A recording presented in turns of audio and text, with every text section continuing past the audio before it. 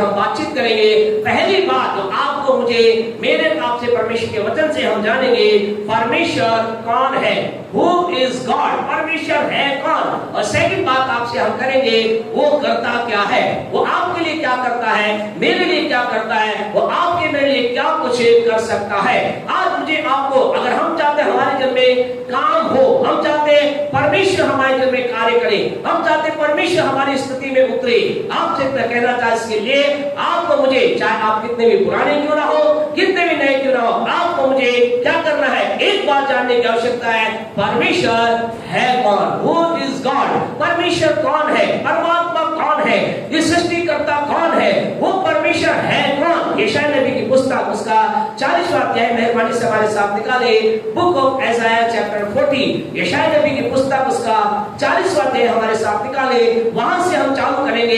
इस बात को हम देखेंगे कि परमेश्वर कौन है, परमेश्वर है कौन, वो परमेश्वर के बारे में प्रभु का वचन क्या कहता है। पढ़े 40 का 28 पढ़े। हाँ जी।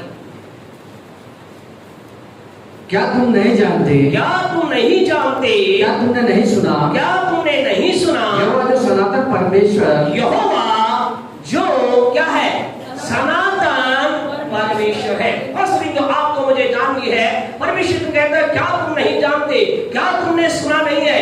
आज आपसे मैं कहना चाहते हैं, हम बहुत सी बातें सुनते हैं, हम बहुत सी बातें जानते हैं, मेरे आपके पास बहुत सी नॉलेज है, आपके मेरे पास बहुत सी जानकारी है, कंप्यूटर लाइन की जानकारी आपके पास बहुत है, गुड, दुनिया की बहुत सी जानकारी आपके पास है, अच्छी बात है, लेकिन परमेश्वर के बारे में आप और मैं क्या जानते। यहाँ परमेश्वर के बारे में वचन कहता है कि क्या तुम नहीं जानते, वो परमेश्वर कौन है, वो परमेश्वर सनातन परमेश्वर है। आज आपसे कहना चाहते, जिस परमेश्वर की आराधना महल आप कर रहे हैं, जिस परमेश्वर के नाम की महिमा महल आप कर रहे हैं, और आने वाले दिनों में भीलवाड़ा जिले के लोग करेंगे, राजस्थान राज्य के लोग करेंगे, पूरी इंडिया करेगी, हर एक व्यक्ति करेगा। वो परमेश्वर कौन है, वो परमेश्वर कैसा है, वो परमेश्वर सनातन परमेश्वर है। सनातन परमेश्वर का मतलब वो प्रारंभ से है, एक सनातनी परमेश्वर की आराधना हम करते। कई लोगों का विचार है, कई लोग गलतफहमी लोगों में डालते हैं, बोले यीशु कौन, ये परमेश्वर कौन, ये तो 2023 साल पहले आया है। लेकिन आपसे कहना चाहते हैं, ये 2023 साल पहले का परमेश्वर नहीं है, जिसकी मैं आप आराधना करते परमेश्वर सनातनी परमेश्वर है। हालेलुया। हम एक ऐसे परमेश्वर की आराधना करते जो सनातन से है। सनातन का मतलब है वो लंबे समय से। प्रभु के पवित्र वचन के अंतर्गत इस परमेश्वर के बारे में उत्पत्ति की पुस्तक उसका पहला अध्याय और उसके पहले वचन को अगर आप पढ़ोगे, उत्पत्ति की पुस्तक उसका पहला अध्याय उसके पहले वचन को अगर आप पढ़ोगे, इस परमेश्वर के बारे के अंदर ऐसा लिखा गया, पढ़े क्या लिखा है, आदि में परमेश्वर ने, आदि में परमेश्वर ने। ये परमेश्वर कब से है, कब से है, आदि में, आदि से। आदि का मतलब है, आगे लिखा है आदि में परमेश्वर ने आकाश और पृथ्वी की रचना की। अर्थात ये परमेश्वर तब था, तब से है जबकि आकाश और पृथ्वी नहीं थी। ये परमेश्वर जब था जब संसार में कुछ भी नहीं था। ये परमेश्वर उस समय से है जबकि किसी चीज का निर्माण नहीं हुआ था। आपसे कहना चाहते खुदा के लोगों, आज आप उत्साहित हो जाइए, आप अपने जीवन के अंदर उत्साहित होकर आगे बढ़िए। आप और मैं जिस परमेश्वर की आराधना करते हैं, आप और जिस परमेश्वर के साथ रहते हैं, वो परमेश्वर क्या है, कब से है, वो कौन है, वो सनातन से परमेश्वर है, आदि से परमेश्वर है। इससे पहले कुछ उत्पन्न हो परमेश्वर था, इससे पहले कुछ आए ये परमेश्वर था। आज आपसे कहना चाहते हैं, आप और मैं जिस परमेश्वर की आराधना करते हैं, परमेश्वर क्या है, उस समय से है जब कुछ भी नहीं था। इसलिए मुझे आपको क्या होना है, उत्साहित होना है, हिम्मत रखना है। आप कहेंगे बहुत अच्छी बात है, ये परमेश्वर कब से है, सनातन से है। ये परमेश्वर कैसा परमेश्वर है, सनातनी परमेश्वर है। ये परमेश्वर कब से है, आदि से। बहुत अच्छी बात है, लेकिन क्या इसके बारे में आज क्या ये आज विद्वान है, क्या ये जो आदि से जो परमेश्वर है, क्या ये आज भी है। आज कई लोगों के मन में सवाल होगा, अब तो क्या है, इतने साल से था, हो सकता है परमेश्वर वो परमेश्वर चला गया होगा, अब वो परमेश्वर खत्म हो गया होगा। लेकिन आपसे कहना चाहते इस परमेश्वर के बारे में कि ये कब तक है, क्या वो आज भी विद्यमान है, क्या वो आज भी विराजमान है, क्या वो परमेश्वर आज भी है, इसके बारे में अगर आप यशायाह दानियल की पुस्तक उसके 6वें अध्याय को जब आप निकालोगे तो आपको वहां पर एक घटना के द्वारा, एक राजा की घोषणा के द्वारा आपको पता चलेगा इस परमेश्वर के बारे में, पर इस परमेश्वर के बारे में वो क्या घोषणा कर रहा है। घटना ये है, आपसे कहना चाहते हैं, ध्यान से सुने, ये घटना आपसे संबंधित है।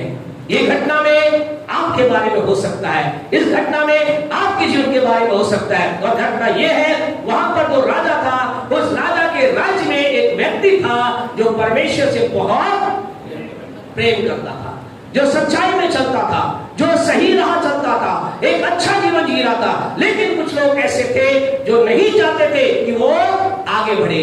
कुछ लोग थे जो नहीं चाहते थे कि वो जीवन के अंदर ऊंचाई पे जाए। आज आप में से कई लोगों के साथ शायद ऐसा हो रहा है। आप में से कुछ लोग कह रहे हैं, सपने पास भाई साहब, सपने पास साहब, आप ऐसी बात बोल रहे हैं, ये तो मेरे साथ भी हो रहा है। मैं जब जीवन में आगे बढ़ना चाहता हूँ, लोग मुझे रोक देते हैं। मैं आगे बढ़ने का विचार करता हूँ, लोग मेरे रास्ते में कांटे डालते हैं। मेरे साथ ऐसा और ऐसा ही इस व्यक्ति के साथ हो रहा था।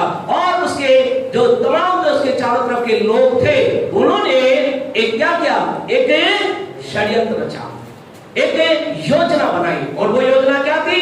वो योजना ये थी, उन्होंने राजा को उकसाया। राजा को उकसा कर कहा, राजा एक आज्ञा को निकाल दे, 30 दिन तक इस तेरे देश के अंदर कोई भी व्यक्ति तुझे छोड़ किसी और की आराधना नहीं करेगा।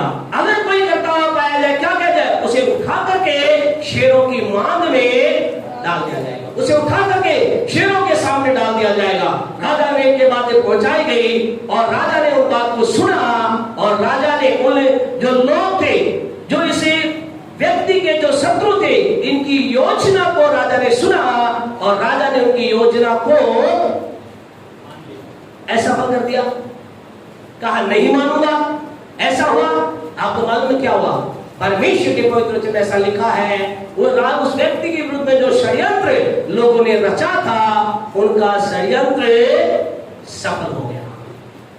आज आप में से कुछ लोग कह रहे हैं, बिल्कुल सही, मेरे साथ भी ऐसा हुआ। मैंने एक सही जीवन जिया, मैं एक सही राह जी रहा हूँ, मैं एक अच्छा जीवन जी रहा हूँ, मैं एक ऊंचाई का जीवन जी रहा हूँ, मैं ईमानदारी का जीवन जी रहा हूँ, मैं पवित्रता का जीवन जी रहा हूँ, मैंने गलत चीज के साथ समझौता ना करने का वायदा किया, लेकिन लोगों ने मेरे पांव काट दिए। पांव काटने का मतलब मेरी ऊंचाई पे जाने के रास्ते खोल दिए। और उनकी योजना क्या हुई है? सफल भी हो गई है। आप कहेंगे, फिर इस व्यक्ति का परमेश्वर के साथ चलने में क्या फायदा, फिर ईमानदारी में चलने का क्या फायदा?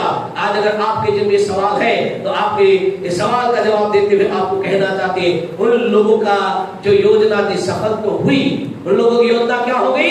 सफल हो गई। और जो ही उनकी योजना सफल हुई, जानते क्या किया गया? उस दानियल नाम के व्यक्ति को उठा करके क्या कर दिया? कहां डाल दिया? कहां डाल दिया? शेरों की मांद में डाल दिया गया। और उन शेरों ने उस दानियल को खा लिया है जी। क्या किया? उस शेरों ने, उस शेर के वो कुछ कह सकते गुफा में उस दानियल नाम के व्यक्ति को डाल दिया। और आपको मालूम है, शेर ने, उन शेरों के झुंड ने दानियल को नहीं खाया। अब आप में कई लोगों का सवाल होगा, शेर ने नहीं खाया, क्या कारण था कि शेर ने नहीं खाया? शेर के बारे में अंतर्गत आप जवान शेर के बारे में आपको कुछ चीजों को जानना जरूरी है, कुछ इंपॉर्टेंट चीजों को जानना जरूरी है। प्रभु के पवित्र वचन में ऐसा लिखा है, पढ़े भजन संहिता उसका 34 उसका 10 मेहरबानी से पढ़े। आज आपको इस बात को जानना है, वहां शेरों ने उसको नहीं खाया। शेर तो उसके जहां पर डाले गए तो उसको नहीं खाया, ऐसा लिखा है। पढ़े 34 का 10।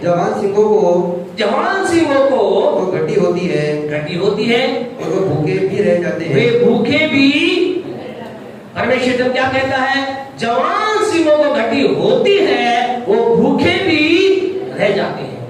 कैसा? क्या जवान सिंह भूखा रह सकता है?